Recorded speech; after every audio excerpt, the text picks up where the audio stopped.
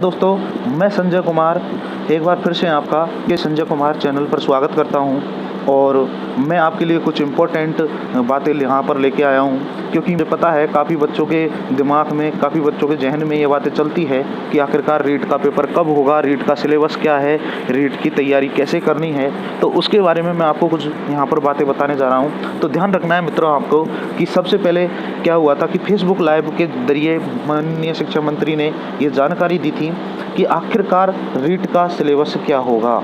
उन्होंने बताया था कि आखिरकार रीट का सिलेबस क्या होगा। ये सबसे पहला पॉइंट है मित्रों, इस पर ध्यान देना। इससे मैं आपको जानकारी दूं उससे पहले आपको मेरे चैनल जीके संजय कुमार को सब्सक्राइब करना है, लाइक करना है और जो विद्यार्थी है उनको शेयर करना है, जिससे कि ये बातें उन तक पहुंच जाए, ये बातें उन तक भी पहुंच जाए जिन बच्चों तक ये बातें नहीं पहुंच पाई है। तो मेरे प्यारे मित्रों, आगे देखते हैं। सबसे पहला पॉइंट आता है आखिर रीट का सिलेबस क्या होगा। तो आपको पता होना चाहिए कि माननीय शिक्षा मंत्री ने बताया था कि जो एनसीटी ने जारी किया था पिछला 2011 की गाइडलाइन के अनुसार, उस गाइडलाइन के अनुसार ही आपका क्या होगा, सिलेबस होगा। उस सिलेबस में कोई चेंजेज नहीं होंगे, उस सिलेबस में आपके बिल्कुल भी चेंजेज नहीं होगा। यानी कह सकते हैं कि पिछला जो सिलेबस है वो सिलेबस ही रहेगा, उस सिलेबस के अलावा कोई चेंजेज उसमें नहीं है। इसलिए मित्रों आपको ध्यान रखना है कि पिछला 2011 के गाइडलाइन के अनुसार जो सिलेबस जारी किया गया था, उसी सिलेबस के अनुसार एनसीटी का जो सिलेबस है उसी के अनुसार आपका क्या होगा, पेपर होगा। इसलिए मित्रों आपको ध्यान रखना है कि पिछला जो सिलेबस है उस सिलेबस के अकॉर्डिंग ही आपको तैयारी करनी है, अपनी तैयारी को आगे बढ़ाना है। और इसके बाद दूसरा जो पॉइंट आता है वो दूसरा पॉइंट ये है कि सिलेक्शन का आधार क्या होगा। दूसरा पॉइंट आता है सिलेक्शन का आधार। तो सिलेक्शन के आधार की अगर बात करें अपन, तो सिलेक्शन के आधार में ध्यान रखना जो सिलेक्शन का रेशो रहेगा वो सिलेक्शन का रेशो रहेगा 70 और 30%।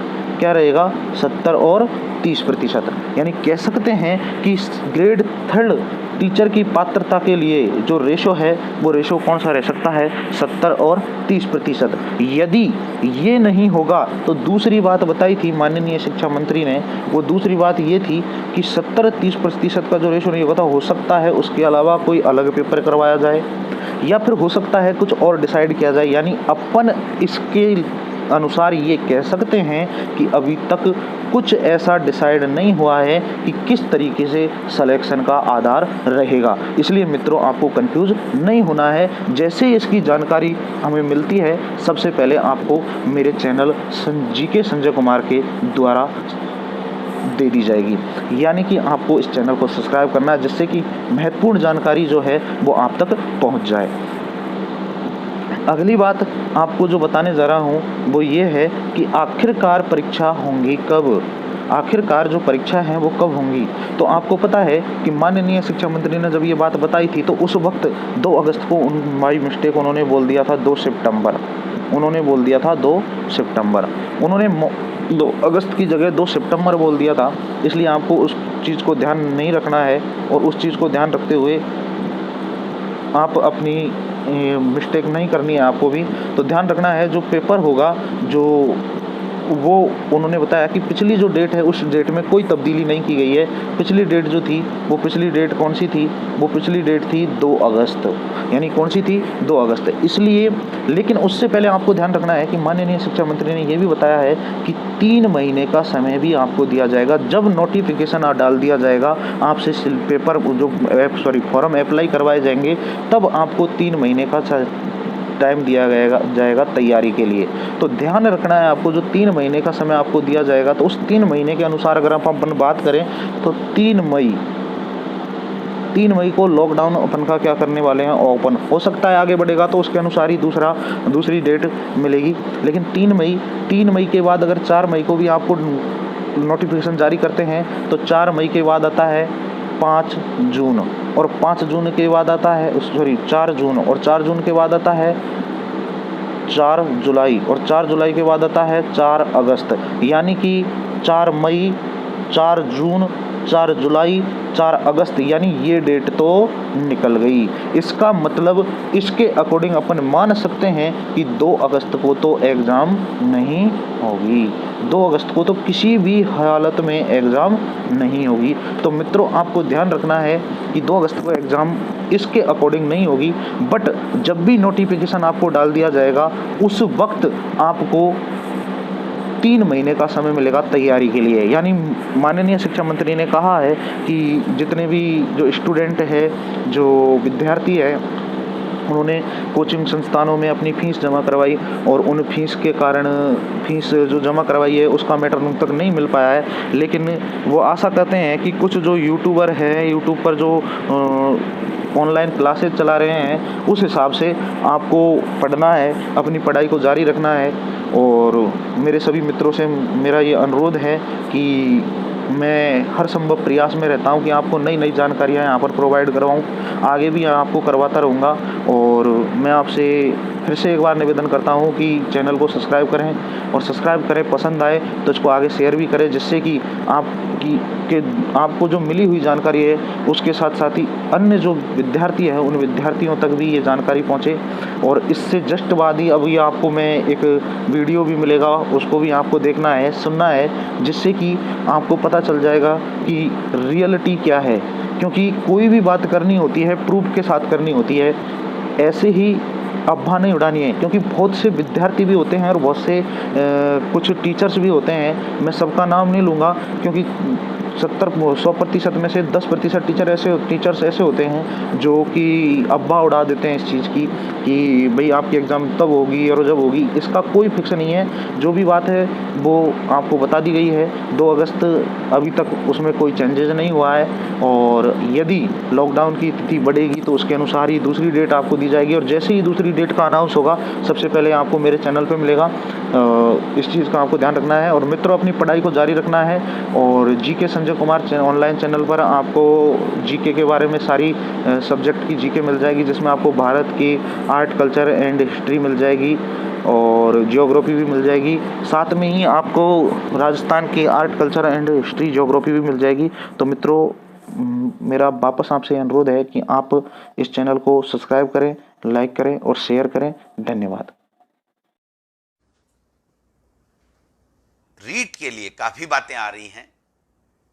निश्चित रूप से देखिए, एनसीटी का सिलेबस 2011 की गाइडलाइन के मुताबिक पहले से पूर्व निर्धारित है, जिसके आधार पर रीट का आयोजन होता है। पाठ्यक्रम में चूंकि ये एनसीटी की 2011 की गाइडलाइन से ही पाठ्यक्रम है, सिलेबस है, इसलिए उसमें किसी तरह की कोई तब्दीली नहीं है। आप सभी लोग जो रीट की तैयारी कर रहे हैं, जो बीएड एसटीसी किए हुए हैं, उनसे मैं आग्रह करना चाहूंगा कि ये समय आपके लिए बहुत उपयोगी साबित हो सकता है। अपने घरों में रह करके एक टाइम टेबल बना लें और उसके मुताबिक तैयारी करें, क्योंकि रीट की एग्जाम, फर्स्ट ग्रेड की एग्जाम होना आवश्यक है। सरकार पूर्व निर्धारित कार्यक्रम रीट 2 सितंबर और सितंबर के माह में ही व्याख्याता की एग्जाम कराने के लिए जो पहले से पूर्व निर्धारित प्रस्तावित डेट्स हैं, उसमें अभी तक किसी प्रकार की तब्दीली करने का कोई निर्णय नहीं लिया है। क्योंकि जब हम रीट के आवेदन मांगेंगे तो लगभग 3 महीने का हमें समय चाहिए, जो आपकी तैयारी के लिए भी पर्याप्त होता है। तो अभी 3 मई के बाद में इस डेट को आगे पीछे करने की अगर कोई बात आवश्यकता महसूस होती है तो ही निर्णय करेंगे, वरना अभी तक जो निर्णय कर रखा है सरकार ने सितंबर के माह में रीट का और फर्स्ट ग्रेड का, उसको ही मान करके आप लोगों को घर में बैठ करके सरकार के दिशा निर्देशों की पालना करते हुए करना चाहिए। सिलेबस में कोई कंफ्यूजन नहीं है, रीट का पेपर में कोई कंफ्यूजन नहीं है। केवल उसके सिलेक्शन का आधार क्या होगा, 70-30 का रेशियो होगा जो पहले से था, या उसका अलग से पेपर होगा, या कोई और मापदंड तय होगा, चेंज होगा। ये सब चीजें शिक्षक बनने के लिए हैं, न कि पात्रता परीक्षा के लिए। पात्रता परीक्षा में किसी तरह का कोई परिवर्तन नहीं है। इसलिए रीट की तैयारी आपको मन लगा करके अभी से घर में बैठ करके मैं समझता हूं करनी चाहिए। यही आपके लिए फायदे का, और इस समय का सदुपयोग आप लें। कुछ लोगों का ये भी है कि साहब हम कोचिंग करते थे, कोचिंग वालों को हमने फीस दे दी है, उसका क्या होगा, हम तैयारी कैसे कर पाएंगे। मैं आपसे निवेदन करना चाहता हूं, किसी भी कोचिंग इंस्टीट्यूट को आपने कोर्स कराने की फीस दी है, निश्चित रूप से वो कोचिंग इंस्टीट्यूट आप के हमारे ही समाज का हिस्सा है। वो समझते हैं कि जब कठिन परिस्थितियों में बेरोजगार छात्र छात्राएं अपने अभिभावकों से, अपने माता पिता से, उनकी गाड़ी कमाई में से फीस लेकर के आते हैं, तो निश्चित रूप से वो आपकी जो सिलेबस की तैयारी है, जिसकी फीस उन्होंने ली है या लेंगे, तो वो उसकी तैयारी कराएंगे। इसके लिए आपको चिंता करने की आवश्यकता नहीं है। मैं आपको विश्वास दिलाना चाहता हूं कि ईश्वर ना करे अगर ये परिस्थितियां इस तरीके से हैं और आप कोचिंग नहीं जा सकते हो, तो हम कोचिंग वालों से सरकार बात करेगी, ऑनलाइन आपके पढ़ाने की व्यवस्था करेगी, और हमारी जो विद्यालय हैं जो गांव में हैं, या राजीव गांधी भवन जो हमारे ग्राम पंचायत मुख्यालय पे हैं, उनके ऊपर भी हम किस तरीके से ऑनलाइन आपकी तैयारी के लिए, चाहे वो स्कूली शिक्षा की हो, चाहे वो किसी कॉम्पिटिटिव एग्जाम की हो, उसके लिए भी हम लोग अंदर ही अंदर हमारे विभाग की तरफ से तैयारी कर रहे हैं। आपको चिंता करने की आवश्यकता नहीं है। मैं समझता हूं कि काफी ऐसे प्रश्न हैं जो आज विस्तार से दिया जाना संभव नहीं है, लेकिन जो मोटा मोटी मेन जो फोकस की बात है वो यही है कि स्कूली शिक्षा की पाठ्य पुस्तकें उपलब्ध कराना, उनको ऑनलाइन जो भी हमारे पास सामग्री